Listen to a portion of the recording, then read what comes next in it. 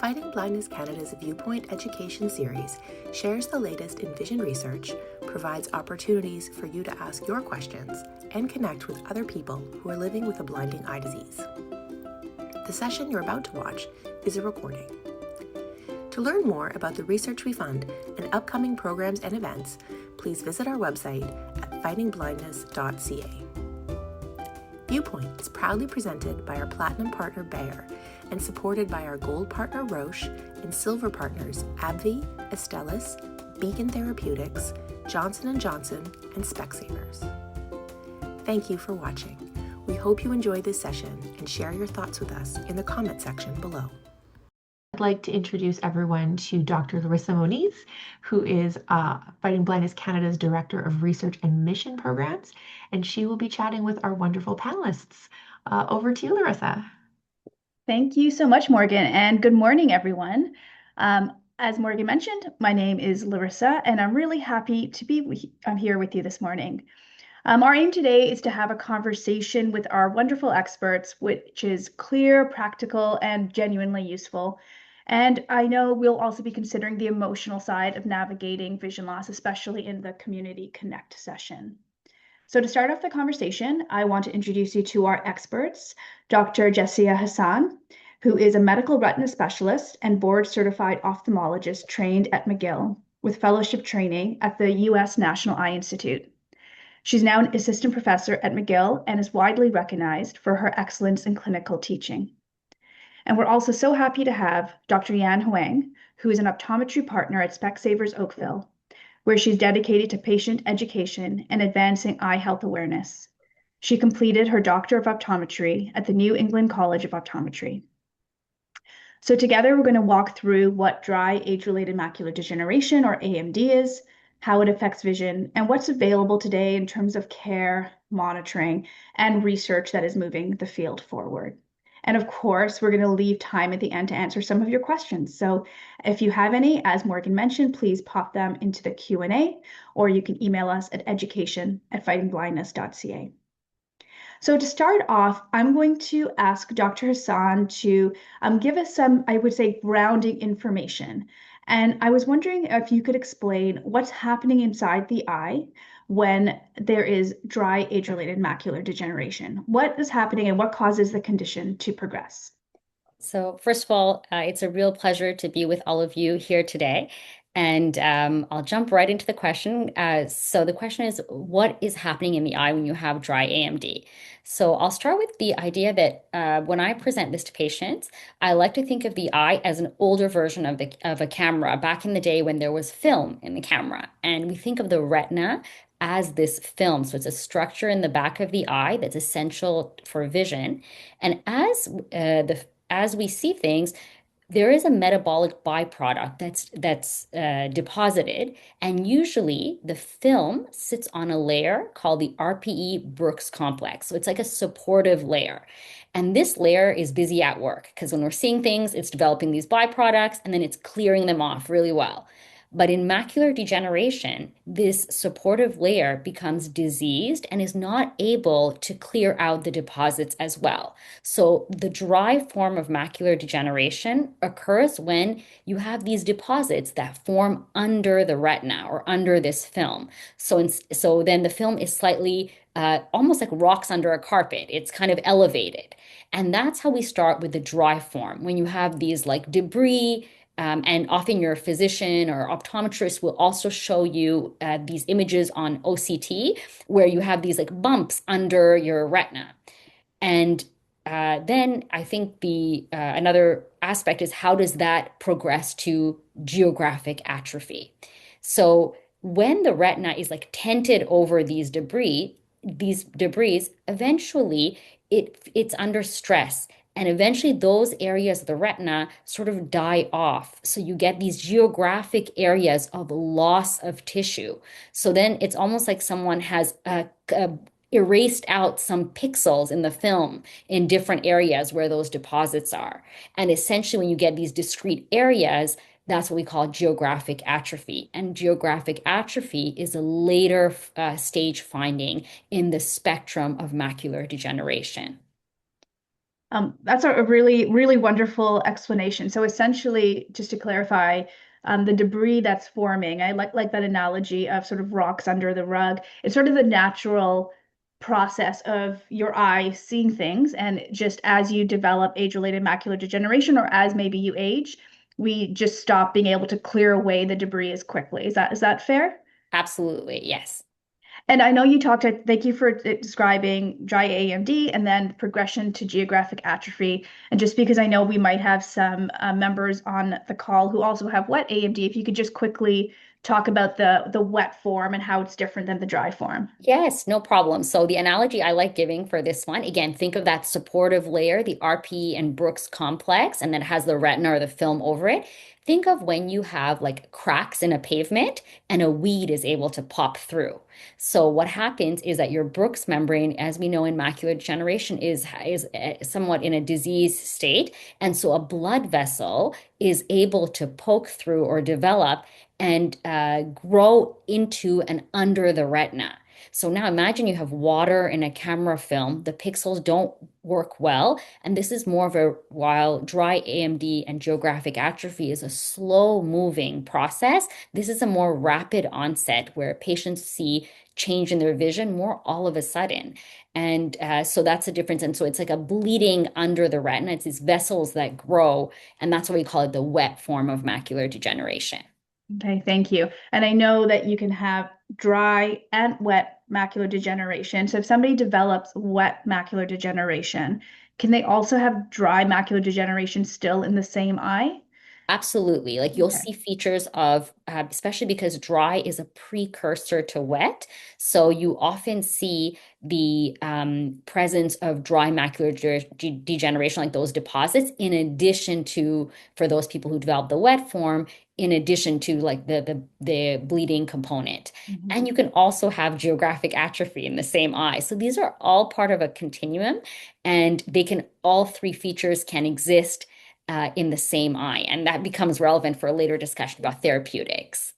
Perfect. Thank you. That was really helpful trying to take a relatively complex condition. I think that was a really helpful description. And I know for many people, the first time they're diagnosed with um, age-related macular degeneration is often actually through seeing their optometrist. So I was going to call on Dr. Huang here to ask, as an optometrist, how do you typically identify early signs of dry AMD, whether it's through a routine exam or somebody's coming because they're seeing vision changes? And as a sort of a follow-up to that, what does ongoing care look like from your side? Yeah, so as part of a routine eye exam, usually the first thing I do is I take case history, which is like asking about if they have any family history of any eye diseases, and that gives me an idea of things to look out for. I measure the patient's vision. So if I notice any kind of reduced vision, it also starts to let me know, oh, I should probably check for certain things. We take imaging, non-invasive imaging. So we do retinal photos, which is like a 2D image, and we do OCT scans, which Dr. Hassan mentioned earlier, which is like a 3D scan of the back of the eye, and it shows us all the layers, kind of like when you cut into a cake, you can see all the layers of the cake. That's what the OCT scan helps us with. And both of these non-invasive imaging tests are really great at helping us detect early stages of macular degeneration. What I see when I do these tests, and I also show the patients, is on the retinal image, they'll see these like yellow spots in the macula area. And then on OCT, we'll see like dome-shaped elevations or bumps or rocks that form at the RPE, retinal pigment epithelium level. So I use these images to educate the patients on what I'm seeing and what's happening in the back of the eyes. For dry macular degeneration, the ongoing care is usually every 3 to 6 months. I'll have them back for a follow-up appointment where I recheck their vision and I also repeat all these imaging tests to see if there's any progression or any changes compared to their previous visits. And then it's helpful for us to show them the new images compared to the old images to see if there's any changes or if everything is stable. If things are stable, then it's great news for the patient. important. And then the other thing is patient education. So at the visit, I'll tell the patient to take home something called an Amsler grid, which is something that they'll put on their fridge, and they will use this test to monitor their vision at home. Usually I say once a week. And the really important thing about this test is that they have to monitor their vision one eye at a time, so monocularly. If they do it both eyes together, then their stronger eye might compensate and they don't actually know something's going on in the other eye that's a bit weaker. And then the Amsler grid test is basically a grid so that they check to see how straight the lines look. And then they need to come back if they ever notice any changes, like the grid lines start to look wavy, curvy, if there's spots on the grid that's missing.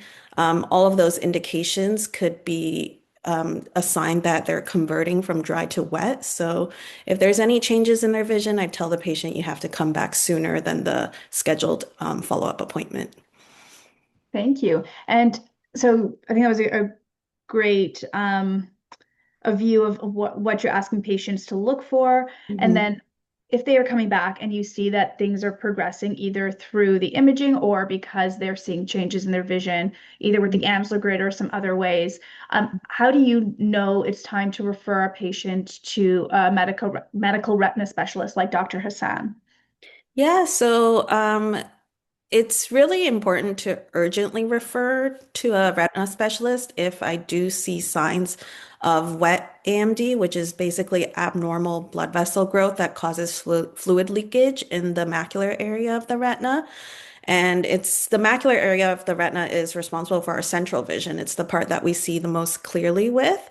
So it's in the exam, we'll see if there's bleeding or fluid on the OCT scans in the retina, and then also if the patient has new distortions on the Amsler grid or just in their vision. All of those are indications that their dry AMD has converted to wet AMD, and also a decrease in vision is also another big sign that the AMD has converted from dry to wet. So if I ever notice any of that, then I do refer urgently to a retina specialist. And how about if somebody if somebody has a geographic atrophy, like the more advanced form of dry AMD? I know currently, we're going to talk a little bit about treatments, but currently there are no approved treatments. So would that also require referral to a medical retina specialist at this point, or would they sort of stay with continuing care at the optometry level? Yeah, if someone has geographic atrophy, which is basically advanced dry AMD, I would also refer them to a retina specialist, but it wouldn't be as urgent of a referral compared to if they had dry and I noticed that the dry converted to wet, then that's more urgent. And then if it was just dry AMD with geographic atrophy, I would still refer, but not as urgently. Okay, thank you. And Dr. Hasan, I actually want to bring you into this conversation about how optometry and ophthalmology works together. So if a patient is referred to you as a medical retina specialist, what's the relationship with the referring optometrist? Are you sending information back and forth? Is the patient still seeing Dr. Huang as well as yourself, or do they sort of completely move over to ophthalmology?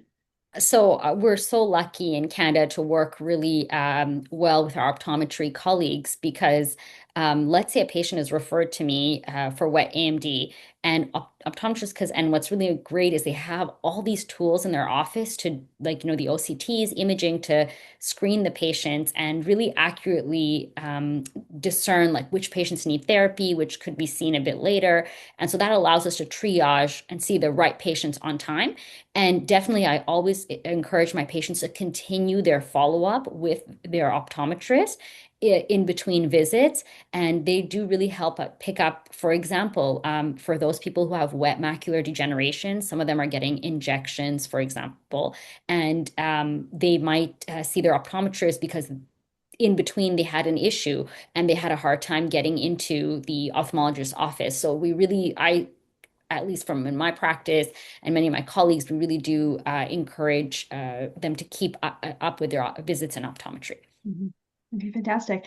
Dr. Huang, I know it's getting a diagnosis of any eye disease, but in this case, age-related macular degeneration. It can be really scary, really confusing. So I was wondering, what are some of the most common questions or worries that you hear from people when they're first diagnosed with dry AMD? Yeah, I think the most common worry from patients is that they're going to lose the ability to do things that they love, like reading or some of their hobbies, like photography. And also, they're worried about losing their independence, like they're worried their driver's license will get taken away.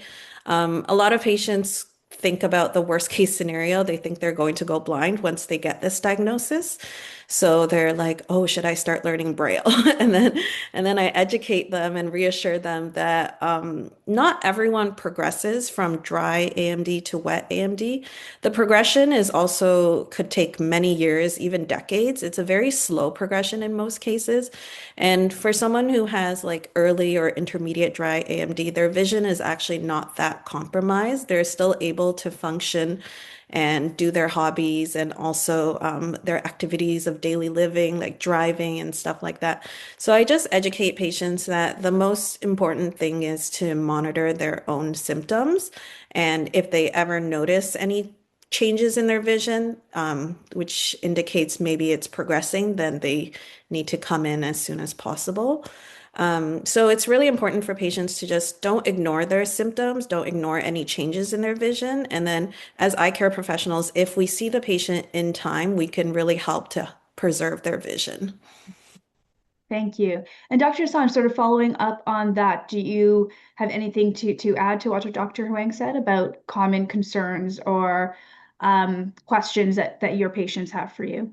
Definitely, I do see the patients that often have more advanced disease. So, in that case, patients have a lot of concerns about, what kind of therapies exist for them, and with the therapies, if they are in that category, for example, in wet macular degeneration, what can they anticipate? Is this going to help them retain the vision? Are they going to have some improvements? Is there some degree of continued deterioration so that they can plan ahead? As Dr. Huang mentioned, would I be able to maintain my driver's license for another 3 years, 5 years?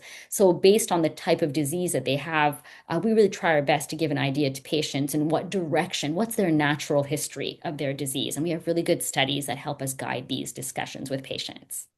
And the same goes for geographic atrophy. Depending on where their lesion is, the center point of the macula, which we call the fovea, I call it the prime real estate in the eye. So depending on where the pathology of macular degeneration is in relation to the fovea makes a big difference for how much of the vision is affected. So these are things that we talk about in terms of trying to give a patient an idea what their journey will be with this disease. And do you find that it's really helpful for patients to understand the time frame? I can imagine that if I was diagnosed with something, that would be one of my first questions is like, how much longer do I have? So being able to give some of that information, I'm sure offers a level of relief, even if the answer is also scary. Absolutely. So, we really try to be, as open and clear as possible. Of course, disease can sometimes move in directions that you don't expect, and someone can have very early disease where I don't expect them to progress. And a small subset, we know from studies that sometimes take a course that's a bit more aggressive than you expect. But for the majority of the time, we can give patients an idea. And I think that's something that, for people to plan their activities, independent living, how long will I be able to drive, enjoy my hobbies. So I feel like it's very helpful. Patients find that helpful. Thank you. I want to sort of pivot a bit. We sort of mentioned we were going to talk about treatments, and I think this is a really great time.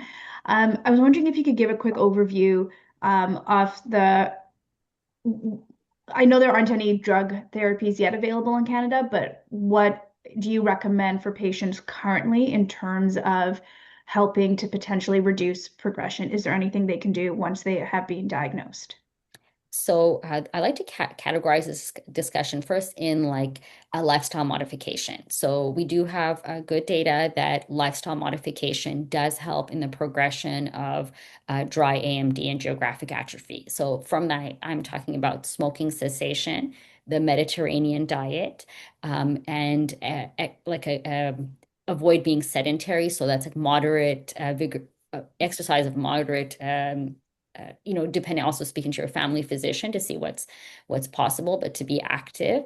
And these are in controlling chronic conditions like hypertension and diabetes. They all actually contribute to the health of the RPE Brooks complex. So those are things that patients can do on their own to help. So there's also the AREDS vitamin supplementation. And these are vitamins that can slow down the development of wet macular degeneration. But there are recent studies now that are showing that in certain cases, they can have an impact on dry or geographic atrophy as well.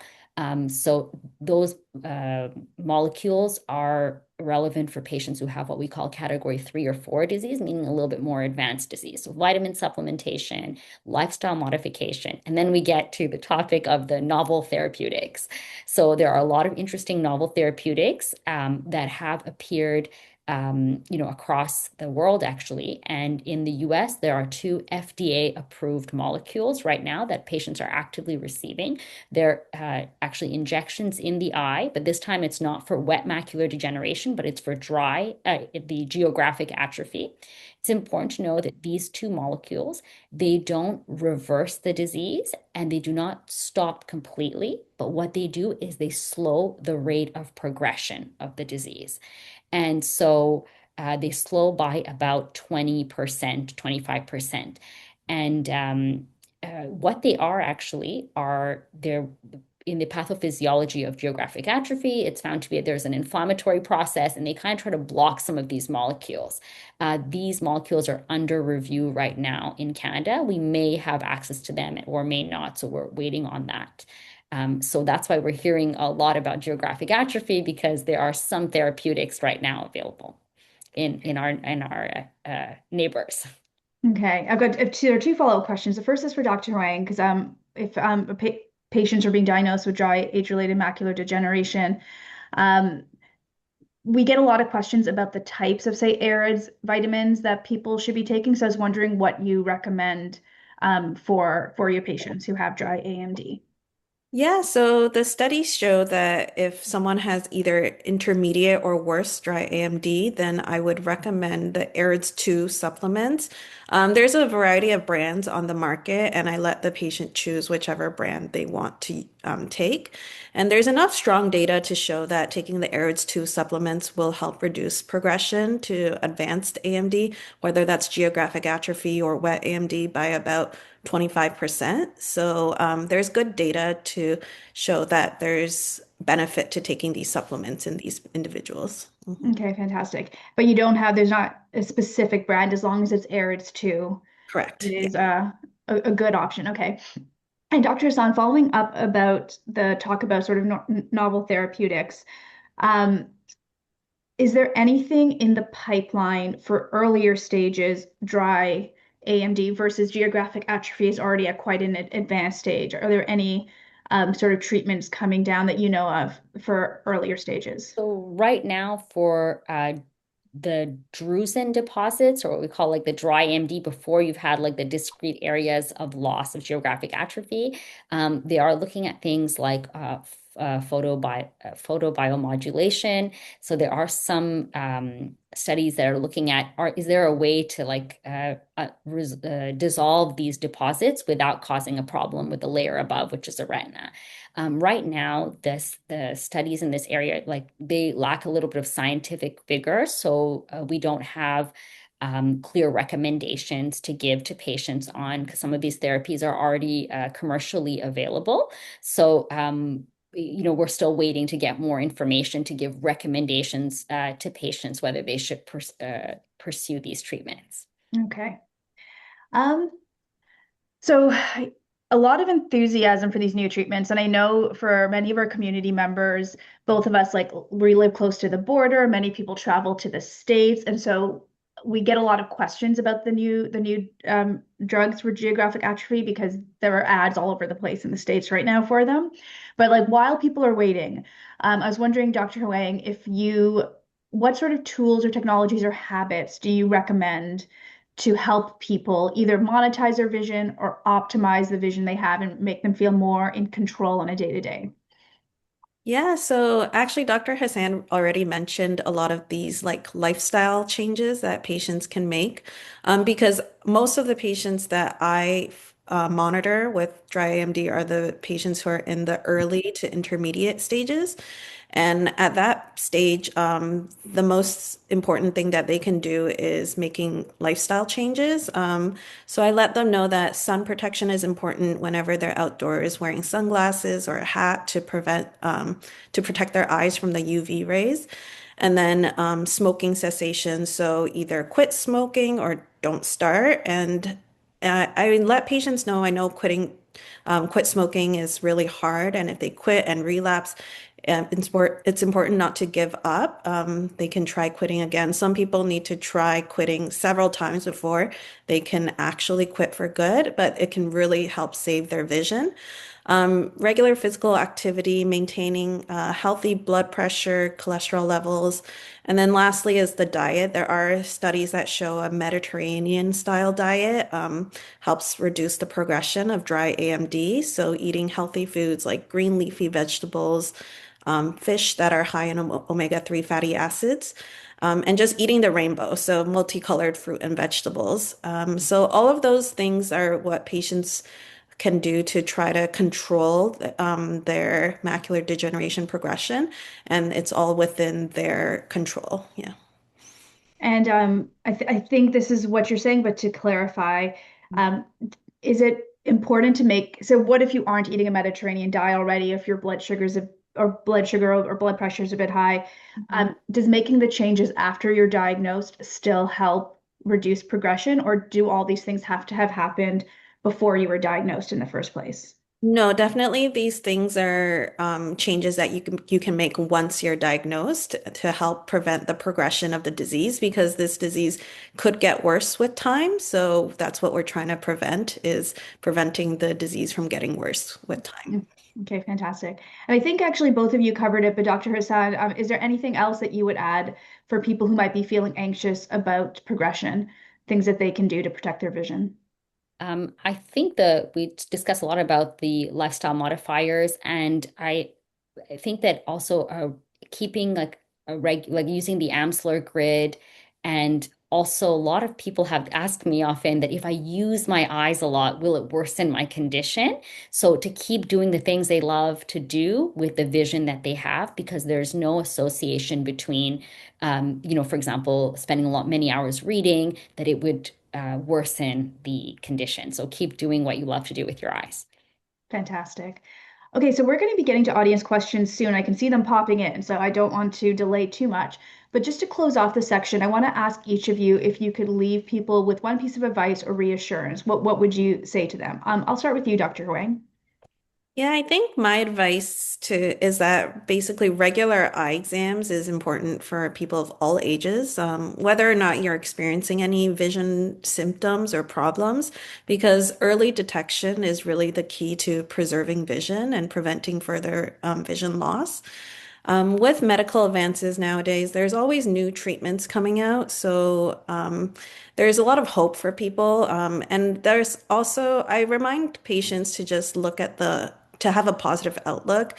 There are patients who have told me that since their diagnosis, they've made these lifestyle changes. So whether it's through diet or exercise, and they've really improved their overall physical and mental health since their macular degeneration diagnosis. So it's really great that these patients are trying to look at the positive side of things. Thank you. And I'm Dr. Hassan.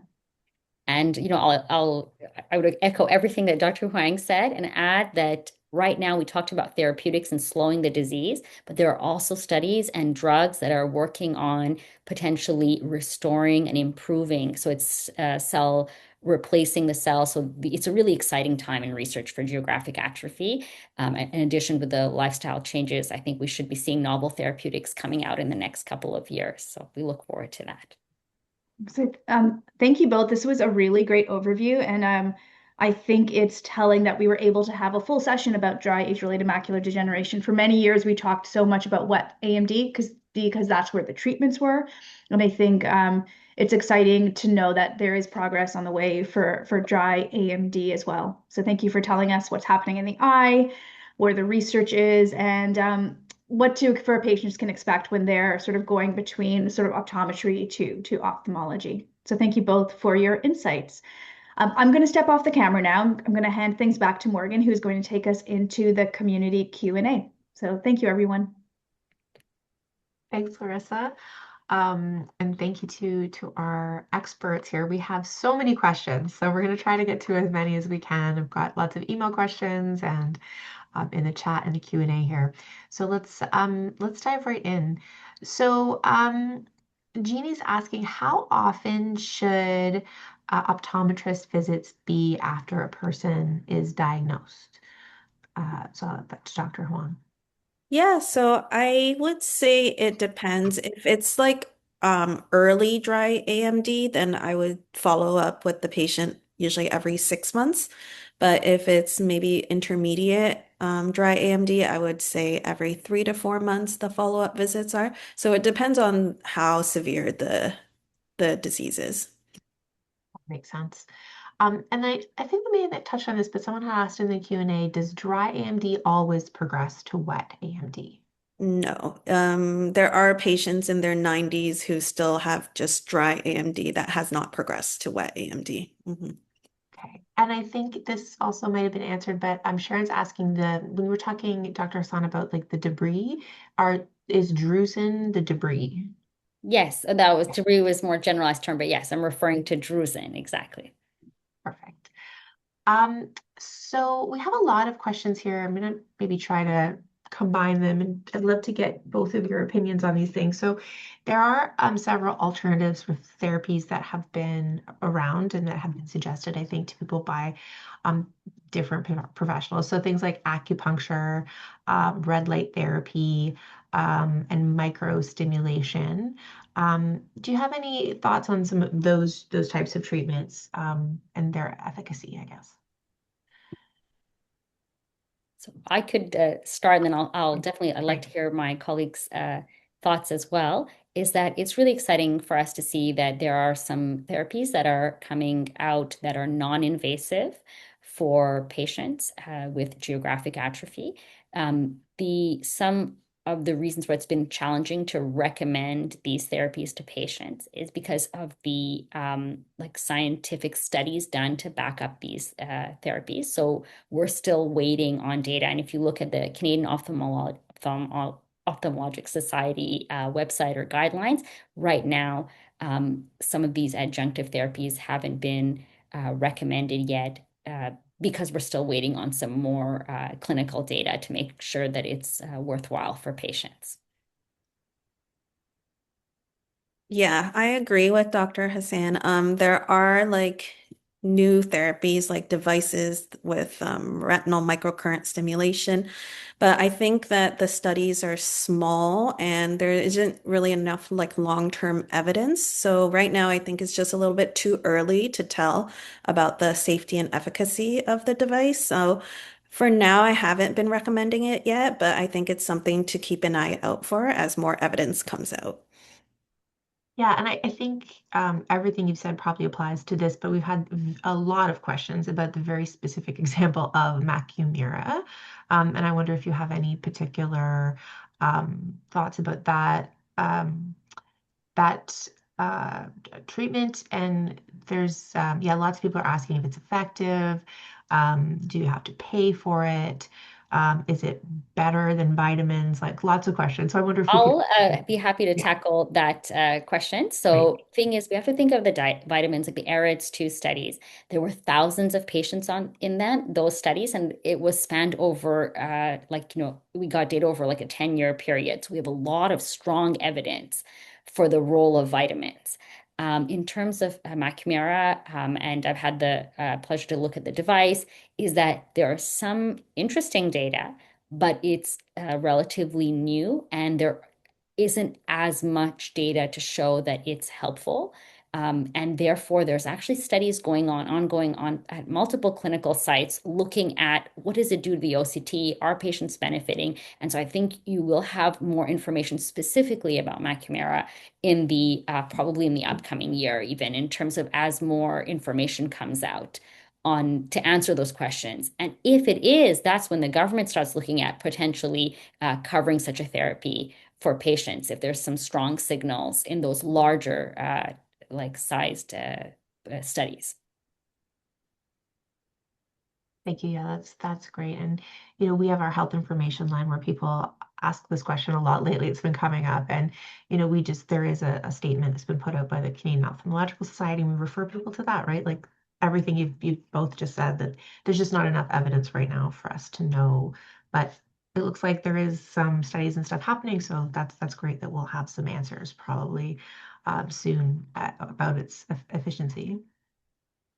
Um, so let's maybe take a little turn here. And maybe I'll start with you, Dr. Sun, but also Dr. Huang, if you have anything to add.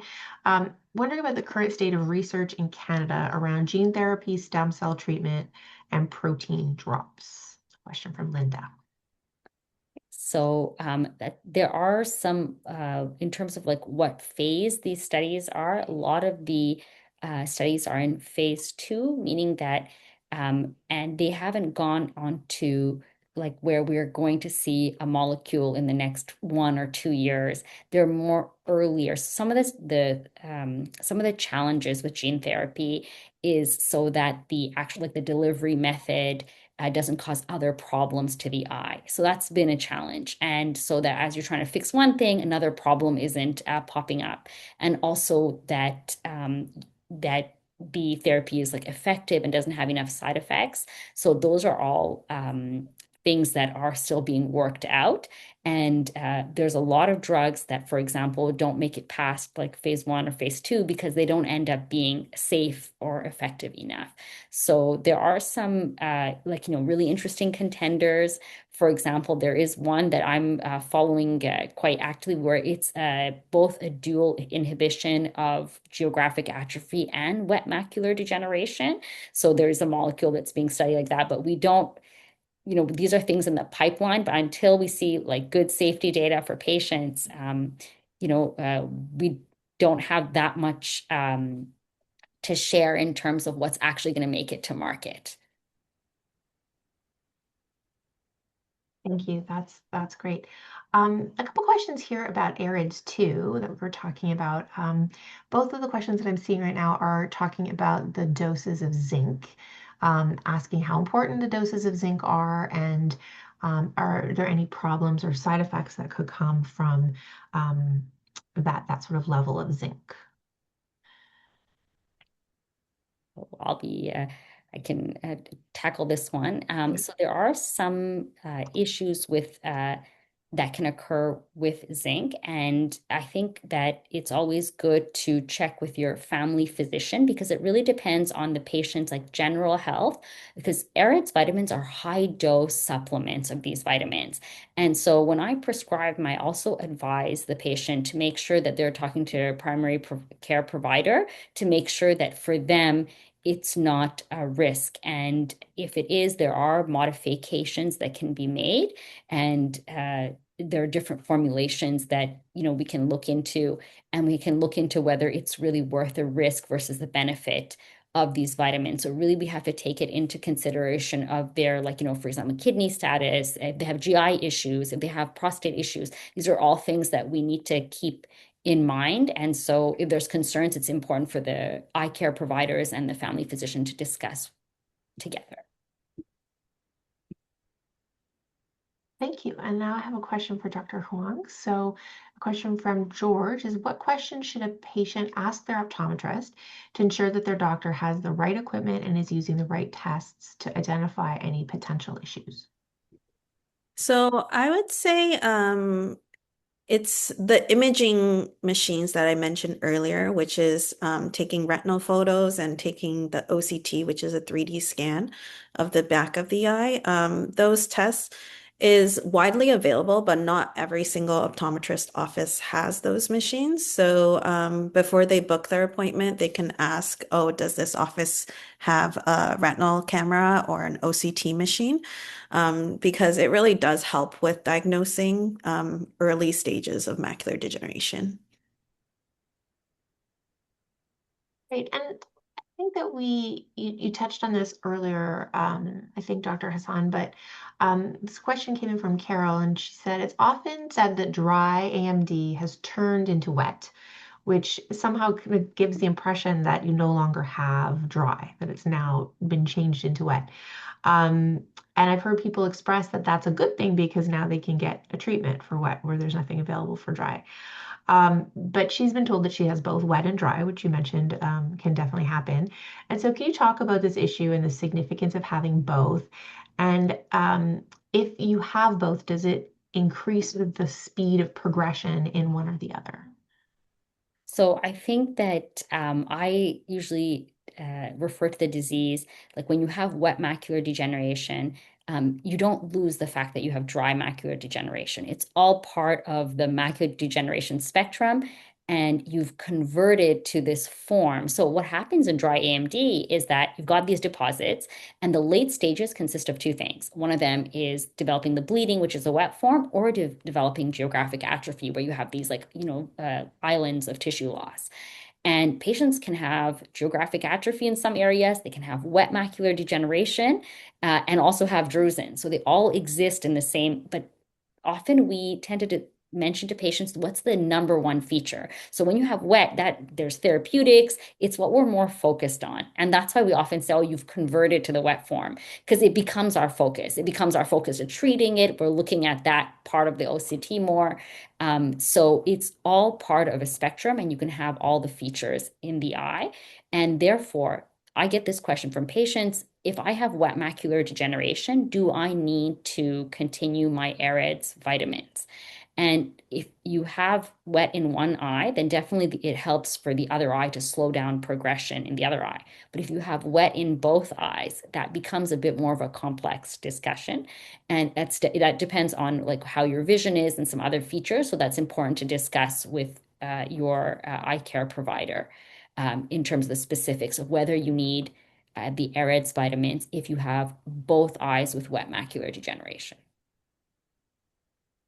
I'm wondering too, so again, appreciating that the treatments for geographic atrophy are not yet available in Canada, but maybe drawing on some of our neighbors' experiences with this drug.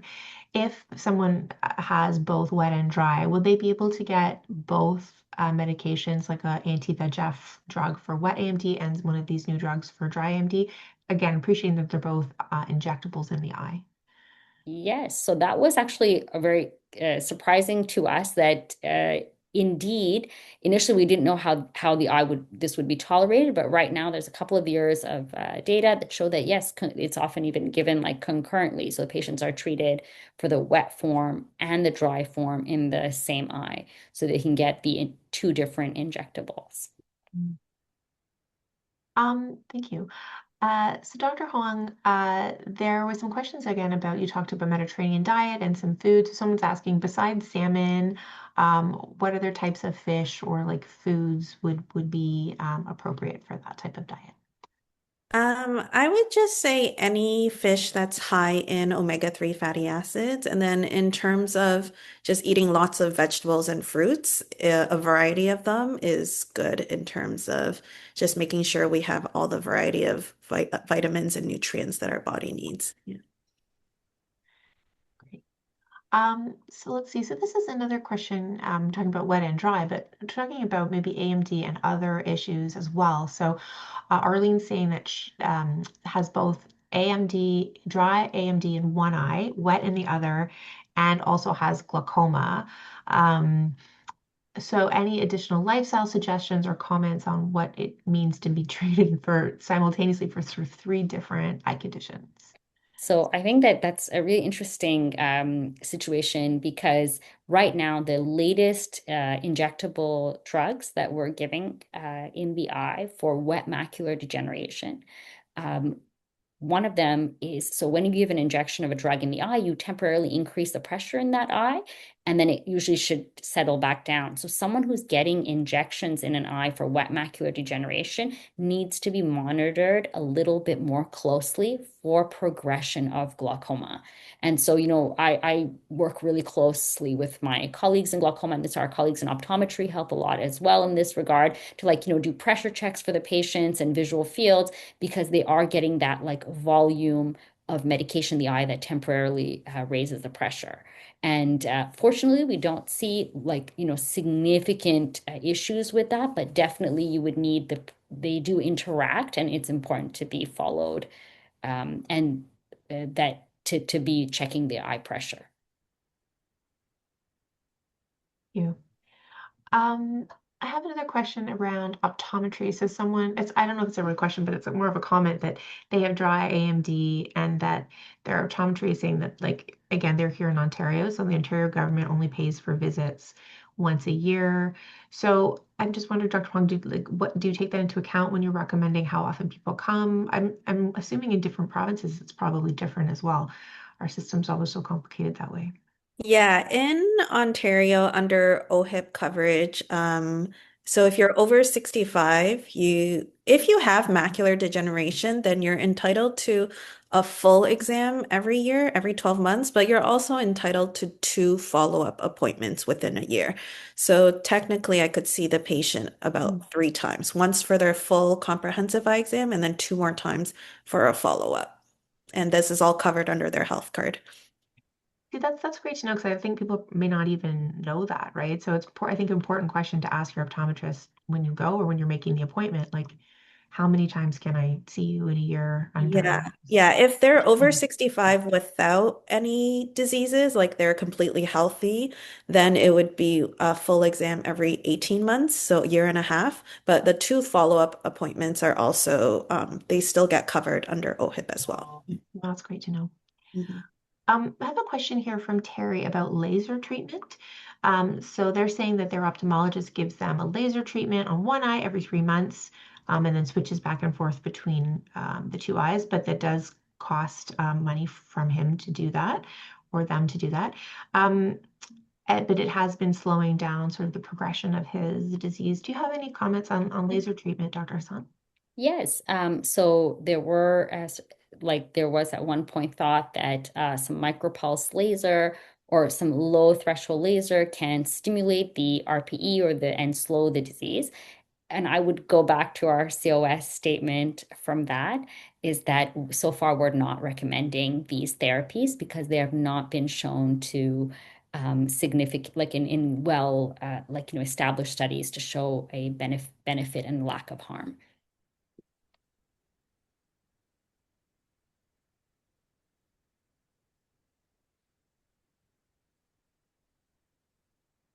Morgan, you're on mute. Sorry about that. There was a question about risk factors. We talked about some of those, but this person's asking, are women at greater risk for AMD, or is there a particular ethnicity or race that has higher likelihood of developing the condition? And if so, do we know why that is? So the condition is more common in women. Some of it could also be with longevity related, and also the disease is more common in the Caucasian population. Again, we believe it might be there's many genes at play in macular degeneration, but there is an element also with UV, like the protection against UV exposure, and how that might accelerate the aging of the back of the eye, including the retina and the RPE, Brooks membrane complex. And coming back to supplementation and vitamins, Karen's asking about omega-3 oil as a daily supplement. Is that something that you would recommend to your patients in addition to AREDS? Maybe So Dr. the AREDS 2 study actually looked at specifically omega-3s, and it was found that it didn't make a difference. So that's why the AREDS 2 formulation doesn't contain it has lutein and zeaxanthin, but it doesn't contain omega-3s. Omega-3s can be helpful for dry eyes, for example. So there is a formulation, I believe, of AREDS that has omega-3, but that component is not for the macular degeneration, but more for dry eye the dry eye aspect. And we hear a lot, obviously, these days about the GLP-1 medication. So the things like Ozempic, Wegovy. Um, and someone's asking, I believe it is Trish is asking, is there any sort of evidence that these medications could lead to macular degeneration or have an effect if someone already has a diagnosis of AMD? So yes, the GLP-1s and ophthalmology, we've had some really interesting studies come out. The most of the data is on diabetic retinopathy and how GLP-1 affects diabetic retinopathy. And there's some reports coming out with possibly a rare side effect of like some perfusion to the optic nerve. But right now, there hasn't been any strong associations made with macular degeneration. And I'm assuming the studies are with the diabetic retinopathy patients because the idea is if blood sugar is lowered, that hopefully it would lead to better outcomes. Is that correct? Yes, there's a complicating factor there that sometimes when you achieve tight diabetic control quickly, that your retinopathy can temporarily. Now well, I guess not exactly on the AMD topic, but just in general, that your retinopathy can get a bit worse. And there are some studies that show that GLP-1s have like led to some increase in retinopathy. There are also many conflicting studies. So right now, in terms of our association, recommend that there's no reason to stop your GLP-1s, but if there is an issue with the eye, to see your eye care provider and make an individualized decision. Yeah, I mean, I assume it's similar to some of the other things we've talked about, right? They're fairly new on the market and had such an explosion of popularity, right? So that there's going to be a lot of information out there. So hopefully they'll have some more controlled studies to understand better what it's actually doing to the eye. How about, let's see, what do we have here? There are some people, oh, actually, this is a good question. So Arlene, I think you'd mentioned some information before about like genetic factors. And so they're asking if their children are at greater risk if they have AMD. So there are like a wide number of genes that are associated with the diagnosis of AMD, and there are some genetic like polymorphisms or changes that are a bit associated with like more advanced AMD forms.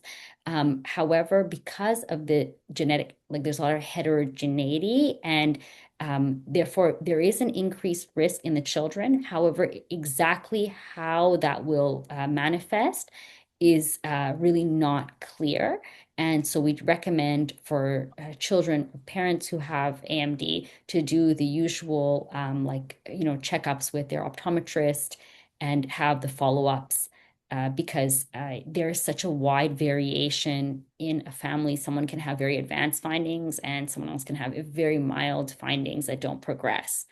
So it's difficult to make the correlation that if your parents had advanced AMD that you'll necessarily have features like that. I have a few questions here about driving. Um, so maybe we'll take all those as a bit of a little sidetrack on driving. So Terry's saying that asking if driving at night is a problem due to AMD, or is that just sort of a normal part of aging? Saying that he finds it difficult to see clearly in the November darkness. I think we can all relate to that right now. It being Yeah, so dark. exactly.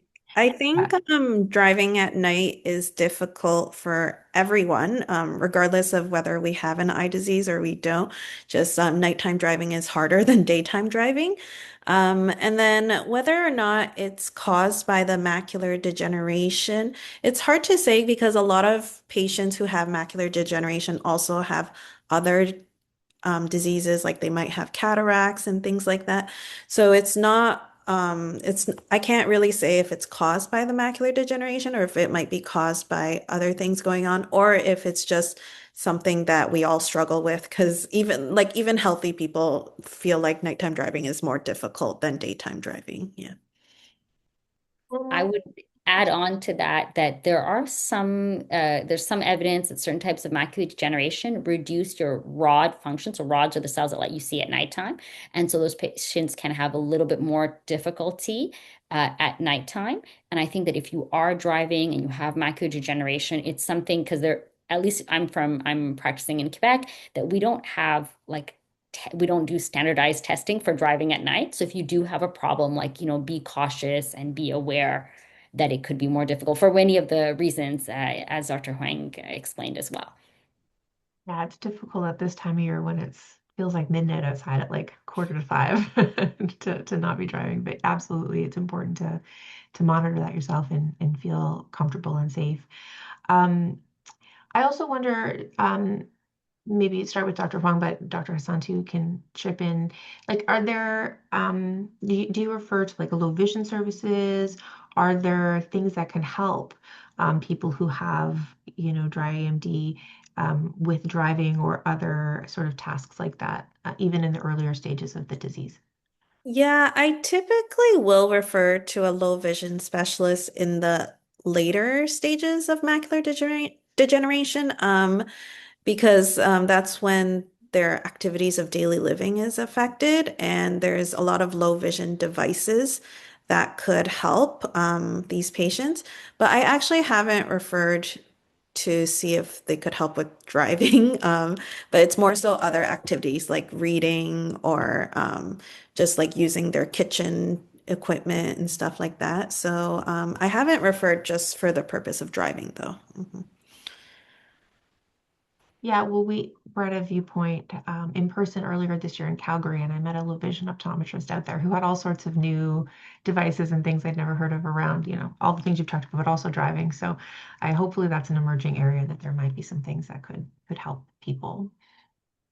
So we had some questions too about Stargardt disease, which is interesting. So Stargardt disease is a inherited retinal disease, but it's often compared to dry AMD in a way. There's maybe, Dr. Hassan, could you talk a little bit about how those two conditions are similar or different? And then the question that Ivy had is there any information on acetylcysteine, which I believe is also called MAC? And if there's any sort of link between that potentially being a treatment for dry AMD. Oh, a very interesting question. So when we talk about maculopathies that create like atrophy in the macula, Stargardt's get deposits in the macula. It's a younger onset because it's often an inherited dystrophy, as we call. So it's similar in the sense that you get these deposits in the macula that ultimately lead to atrophy, macular atrophy. So a lot of these diseases lead to like the loss of cells in the macula. And in terms of N-acetylcysteine complex, to my knowledge, I haven't seen that in the dry AMD pipeline. A lot of the dry AMD pipeline treatments are towards drusen regression, and then for geographic atrophy, it's really slowing down this like inflammatory process that's happening or replacing the cells that are missing. So those are kind of the targets that are being shared in about new therapies that are coming for geographic atrophy. Thank you. And there was a couple of questions about driving. There's this an interesting one from Christine. So she's saying that she was diagnosed with dry AMD 15 years ago, but for the last 4 years, she's experienced nighttime blind spots, which she's referring to as geographic atrophy, but only apparent in darkness or very dim light. Is this a precursor of geographic atrophy in daylight? So is that in fact geographic atrophy? Is that something else? And is that like a precursor to further degeneration? So I think that when we talk even about geographic atrophy, now we know that on the OCT, it's also a spectrum. So there's like a grading of the atrophy. There you can have atrophy of some of the layers, and then like you can have atrophy of total, like all the layers. So with more advances in imaging, we're able to divide in these diseases further. So it would really be important for this patient to discuss with her eye care provider the features on her OCT, because especially when you're having an increased like functional problem, to see if there have been changes on the OCT that could help, answer that question more specifically.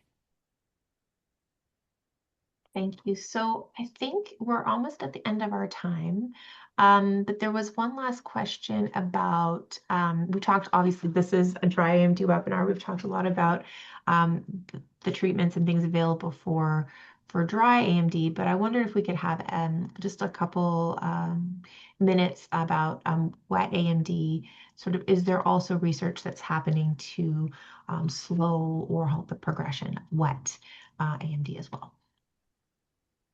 So there's a lot happening in the wet AMD space as well. It's it's a really exciting time in the field of retina. There are drugs that are longer and longer acting. So people who are getting injections, they should have fewer injections because the drugs are lasting longer.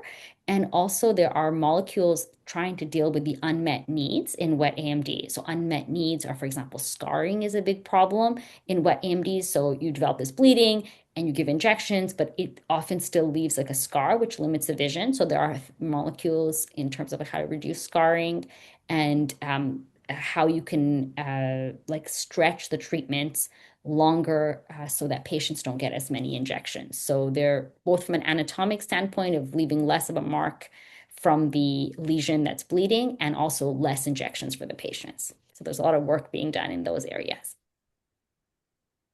Wonderful. Well, thank you both so much for answering such a wide range of questions. I think this is lovely. I think this is the first time we've had an ophthalmologist and an optometrist together, and I love hearing both of you answer these questions from your different perspectives and the different points of care that you would see patients. It's been really a great conversation. Before we sort of move on, is there any last words or advice that you'd like to give our audience today?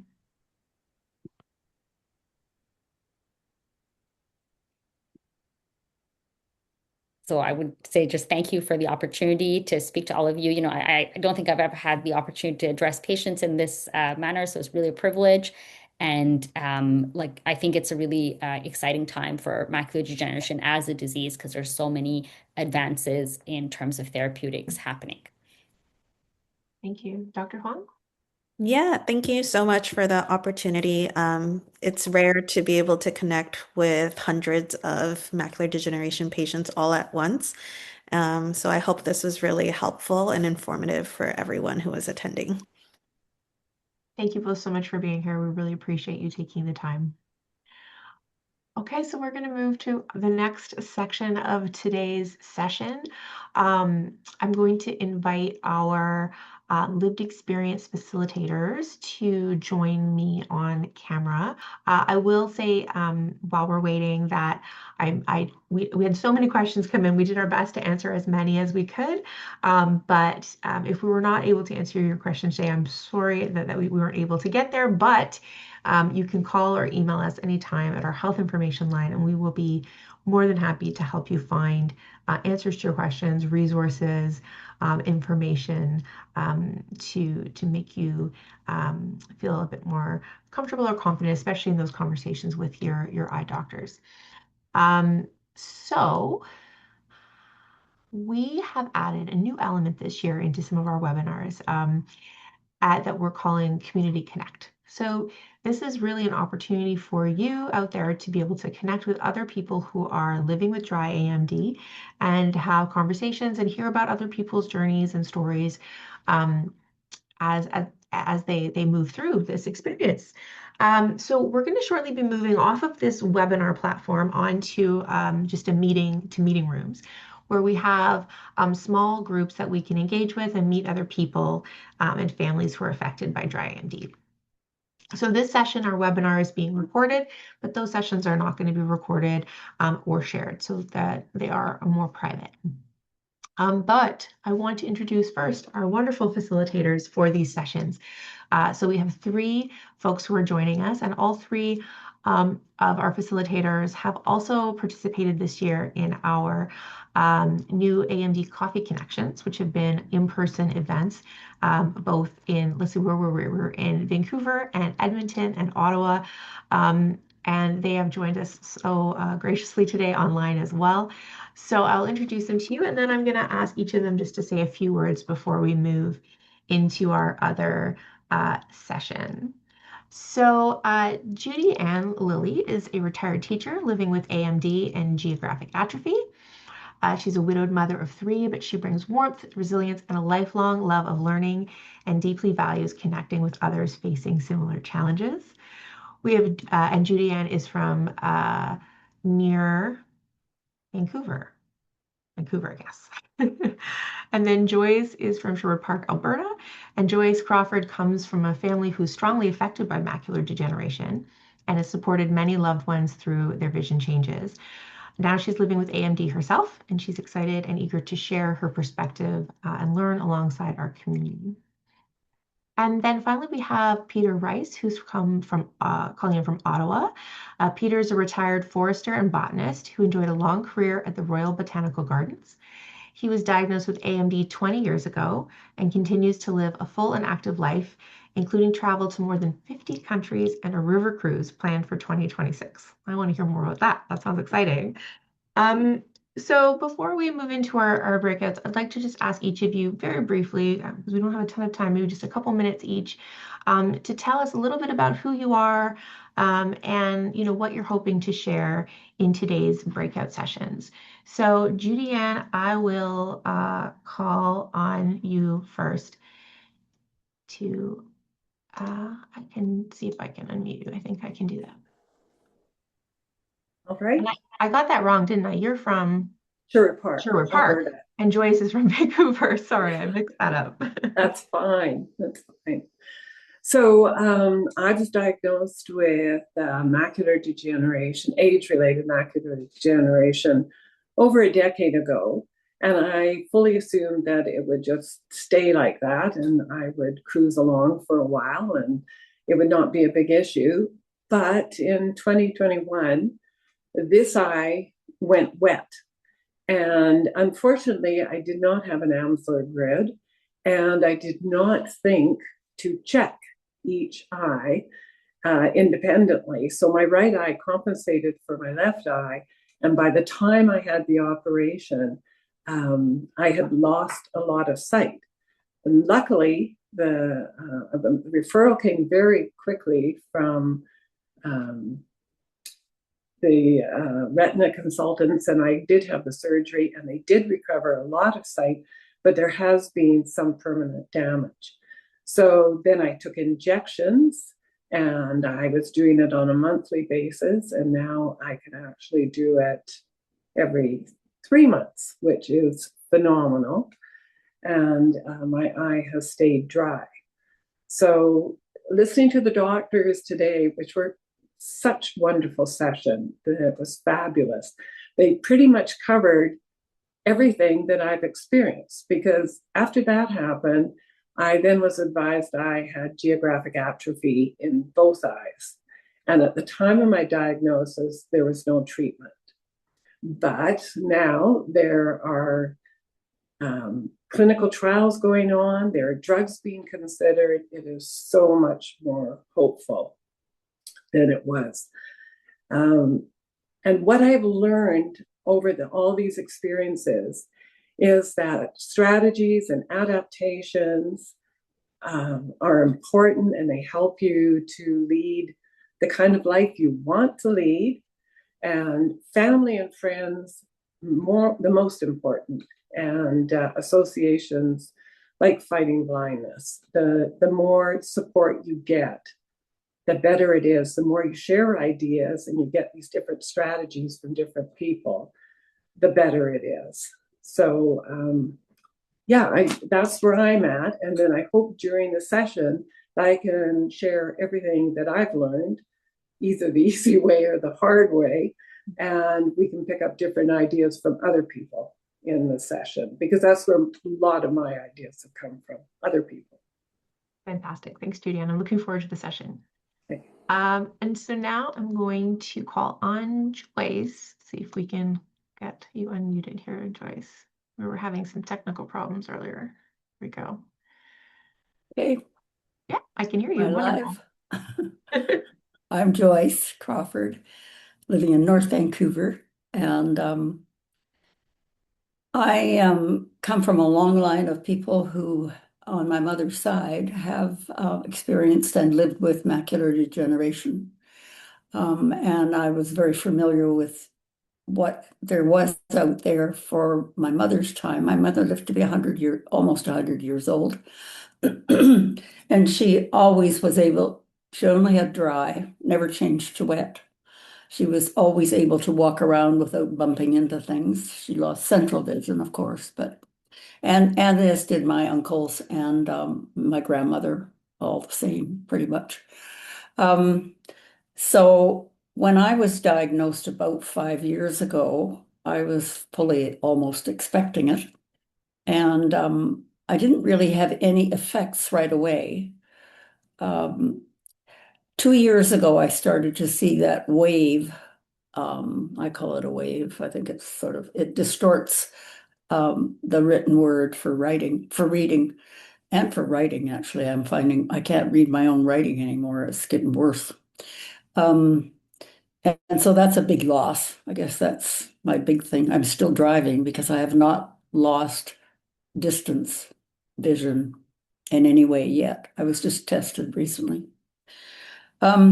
Anyways, you'll learn to live with it. I still have pretty good independence. I've been a widow for a long, long time, and I have family close by that help if I need it. I guess the way I've adapted so far is getting special lighting. It's very, very important. I can still read some of the newspaper if I have a certain light that I got from CNIB. I have 2 different lights, but that's really important. Another gal and I started a support group over at our community center, the senior center part of it. We've had about 1, 2, 3, 4, I think, different sessions. We had a speaker at one of them. Sometimes we get about 3 people. When we have a speaker, we got a dozen. And we're planning to have a speaker every second month. I just have to say, we just had our support group yesterday, and it is amazing the magic that happens in a support group. There was a man there that had never been to a support group before, and he couldn't stop thanking me on the way out about how wonderful it was to get, and people share what they've learned. Another man had had lost one eye when he was in university, and he was probably in his 70s, and he shared some of the things, adaptive things on the computer, on the iPhone or the phone. It was just amazing. Anyways, my advice to everybody is to listen more and read less, and to walk more and drive less. Learn things like Uber, and some people use Handy Dart and Taxi Savers and those kinds of things. Embrace technology. I noticed the difference from when my mother was going through it. You could get a magnifying glasses and a special light from CNIB. That's it. Very different now, eh? And now there's just, I go to a couple of different, well, I've been to one thing it's called Wireless Wednesday at CNIB. I can't tell you the machines and things they've got there. It just boggled my mind. I could hardly accept all of it. I couldn't. I have to keep going. But there's lots out there. And I also have heard that we have something called, we have a special place attached to Vancouver General that is an eye clinic, I guess. Many levels of people that are doctors of eye in some way. And there's something there called Willow Clinic that I just heard about. And apparently you can get your ophthalmologist to refer you to Willow Clinic and get individual teaching on all the things that are helpful for all That's the new really technology things, right? That's really Like our great. demographic's not wild about technology. I mean, I had to use it when I was working, and so I know the basics, but there's a lot out there now. So So Joyce, in your group too, you're going to be talking about peer support and groups and finding those resources. So that's something if people are interested in, they can join your group. And we have another friend on the call there. Very nice little kitty cat. Just because I want to open up those support or the breakout groups, I want to throw it over to Peter now just to say a couple words, and then we're going to get started on our session. So Peter, do you want to introduce yourself quickly? Yes, I'm Peter Rice, and I've had macular degeneration now for about 20 years. It's slowly developed, but I still lead a pretty good, full, and happy life. If my eye problems are the only problems I have, that's just great. I'm otherwise pretty healthy.